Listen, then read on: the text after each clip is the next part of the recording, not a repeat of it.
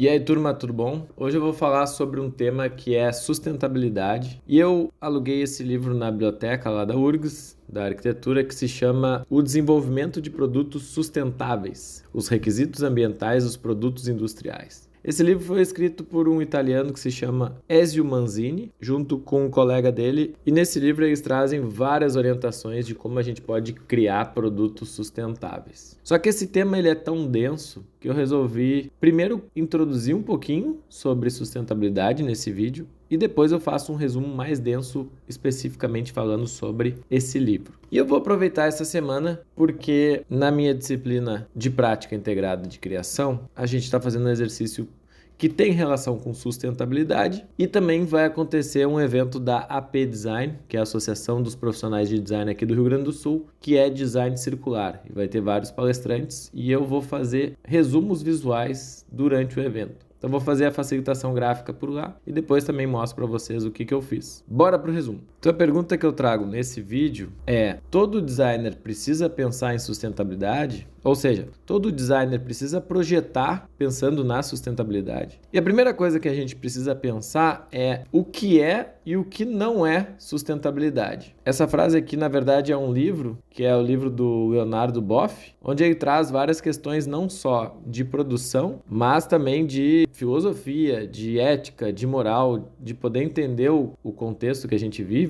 entender a humanidade. E ele explica o que é a sustentabilidade, mas também o que não é sustentabilidade. Então, o que acontece muito atualmente é que a gente tem um termo que é greenwash, ou seja, as empresas elas pegaram esse termo de sustentabilidade e aplicam esse termo para tentar mascarar o que elas fazem e tentar vender uma ideia de que elas são mais sustentáveis. Então, quando a gente compra lá uma garrafa PET com menos PET e daí está escrito garrafa sustentável. Será que ela é realmente sustentável só porque ela usa menos quantidade de PET, mas ainda ela continua usando o PET e o ciclo de vida do produto é baixíssimo, ele só serve para embalar e depois é descartado? Então essas questões, elas são fundamentais para a gente poder entender o conceito de sustentabilidade. E daí, nesse livro do Leonardo Boff, ele traz essa questão histórica, que o termo desenvolvimento sustentável, ele surgiu lá em 1987 e foi definido no relatório de Brundtland,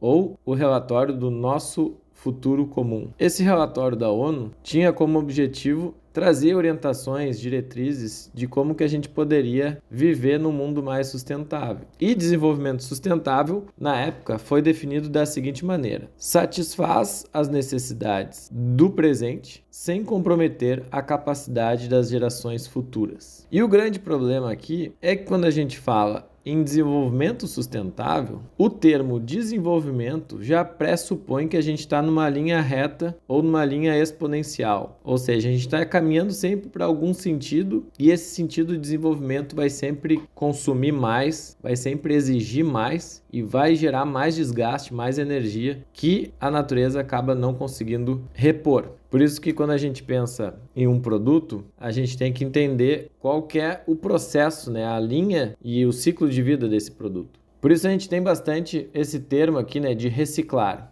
Então quando a gente pensa em sustentabilidade, eu preciso reciclar um produto. Porém, quando eu reciclo um produto, eu perco muita energia, eu perco as propriedades físicas do material e reciclar é só uma das alternativas que eu tenho quando eu penso no ciclo de vida de um produto. Eu trouxe aqui os 10 R's de uma abordagem sustentável. Quando eu fiz faculdade, no curso de design, a gente já tinha uma disciplina que se chamava Ecodesign, lá em 2010, 2012, e o professor na época falava sobre os 3 R's. Os 3 R's eram reduzir, reutilizar e reciclar. Hoje a gente já tem 10 R's e provavelmente a gente vai ter mais R's, né, ao longo do tempo. Repensar, depois recusar, reduzir, reutilizar e depois reciclar. Esses aqui de cima, eles dependem do usuário, eles dependem da pessoa que compra. Já depois os de baixo aqui, reciclar, reparar, remanufaturar, retornar, reconstruir e redistribuir, eles dependem mais da própria empresa. Eles dependem daqueles que fabricam e que produzem os produtos que a gente consome. Por isso, o ideal seria que a gente tivesse um sistema onde tanto os usuários que consomem os produtos, quanto as empresas que fabricam esses produtos, que elas tivessem a responsabilidade de usar esses R's e, na última das opções, elas fizessem a reciclagem desses produtos. E é importante também entender o que é cada produto e como é que ele pode ser reaproveitado. Então eu trouxe aqui de forma bem básica o que acontece com o meu produto,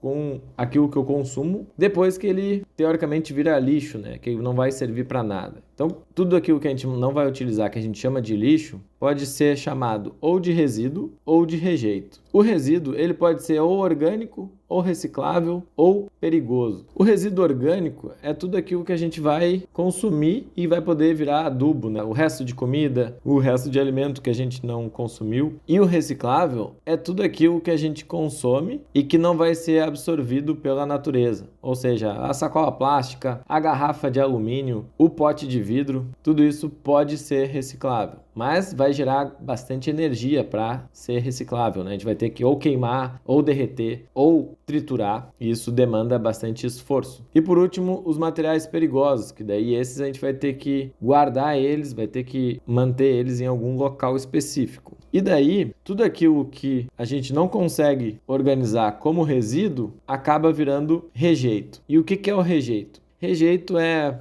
papel higiênico utilizado, é fralda suja, é sachê de ketchup, é algum pote de manteiga que não foi limpo. E infelizmente aqui na nossa realidade, né, de resíduos recicláveis que a gente tem, que a cidade consome, apenas 3% de todo resíduo vira algo que é reaproveitado. E o resto, né, os 97%, que é praticamente tudo que a gente produz, vira rejeito. Então, tudo que a gente consome acaba indo para um aterro sanitário e não sendo reaproveitado. Isso mostra, então, que a gente não tem um sistema sustentável para manter as cidades e para manter um processo produtivo eficiente. E quando a gente pensa em sustentabilidade, a gente não pode pensar apenas no sentido ambiental ou ecológico, né? De, bom, a gente tem que preservar a natureza. Não é só isso. E daí eu trago aqui o conceito dos 3 P's, ou dos 3 pilares, né, do tripé da sustentabilidade. Esse tripé da sustentabilidade aí foi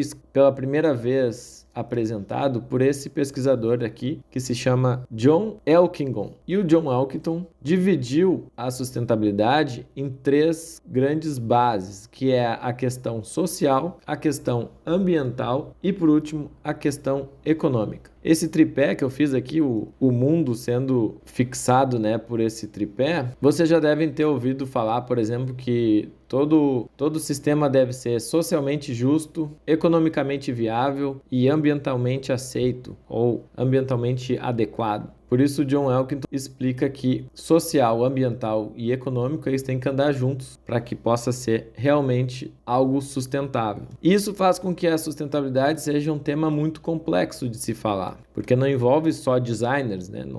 O designer ele não trabalha sozinho, ele precisa trabalhar com pessoas da logística, pessoas da comunicação, pessoas da saúde, do meio ambiente, e isso faz com que o trabalho fique muito mais complexo. E hoje em dia, por a gente ter um processo cada vez mais insustentável, cada vez produtos mais perecíveis, mais obsoletos, com uma obsolescência programada já feita desde o início da sua produção, a gente acaba perdendo o sentido da sustentabilidade. E eu trago daí um outro livro muito legal, que é o do Ailton Krenak. Vocês já devem ter ouvido falar sobre ele. E ele escreveu esse livro aqui que é Ideias para Adiar o Fim do Mundo. E é muito legal porque nesse livro aqui, nós pensamos que a natureza e nós como indivíduo, nós somos coisas separadas, mas nós somos a natureza. É impossível separar as duas coisas. Então, a sociedade atualmente ela dividiu que a gente pega os recursos da natureza e usa para a humanidade. Isso faz com que a gente pense que nós vivemos numa era que é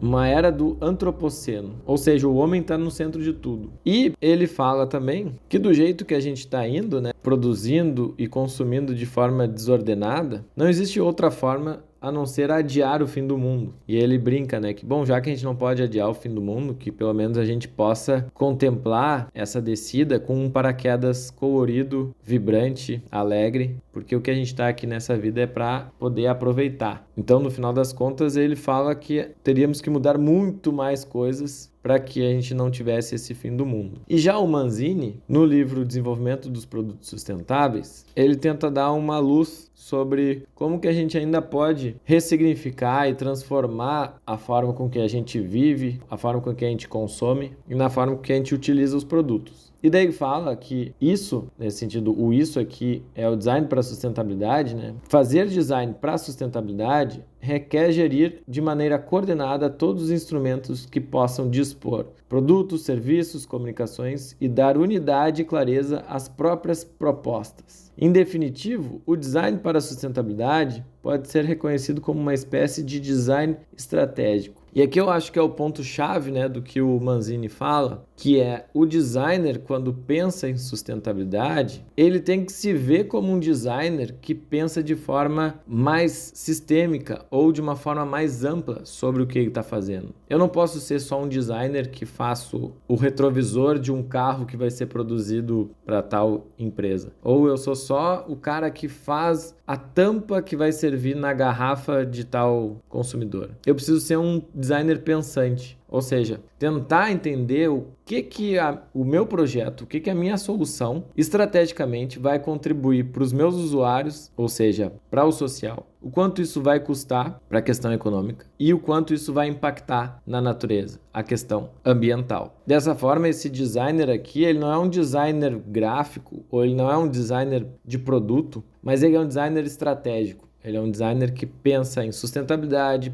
pensa em marketing, pensa em logística, pensa em várias outras áreas, não só na parte técnica sobre o produto. Não é mais sobre cor, tipografia, forma, gestalt. E isso faz daí com que o desenvolvimento de produtos sustentáveis, que é o livro do Manzini, seja muito mais complexo. Beleza, pessoal? Então fica a dica desse livro e em breve faço o resumo completo desse livrão.